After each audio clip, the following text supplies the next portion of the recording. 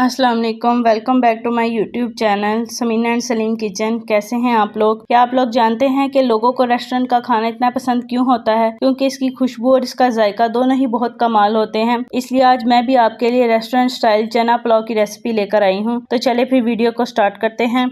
सबसे पहले हमने 1 कप भरकर घी लिया है। चावल हमारे पास ज़्यादा है इसलिए हमने 1 पाव के करीब घी लिया है। अब घी के गर्म होने के बाद हम इसमें 2 अदद प्याज शामिल करेंगे। प्याज जो है वो हमने ज़्यादा इसलिए लिया है कि थोड़ा सा हम इसमें से प्याजों को ब्राउन होने के बाद निकाल लेंगे। प्याजों का जो कलर है वो हमने अच्छा सा निकालना है, इसी तरह का बिल्कुल होना चाहिए। साथ ही हम इसमें 1 चम्मच अब भरकर अदरक लहसुन का पेस्ट शामिल कर देंगे। पुलाव में जो है वो प्याजों का कलर बिल्कुल ऐसा ही होता है, डार्क ब्राउन।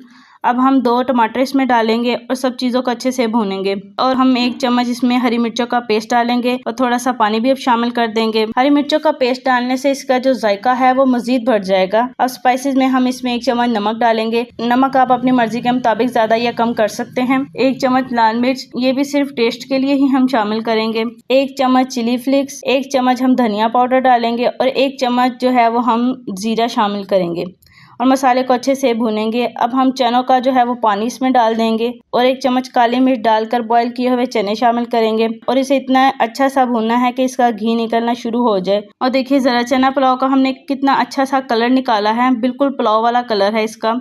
अब थोड़ी देर बाद हम इसमें हरा धनिया डालेंगे, थोड़ा सा हम पुदीना डालेंगे और हरी मिर्ची शामिल करके सबको अच्छे से मिक्स करेंगे। चनों में 1 जग भरकर हम पानी का डालेंगे और उसे कवर कर देंगे ताकि पानी में अच्छे से उबाल आ जाए।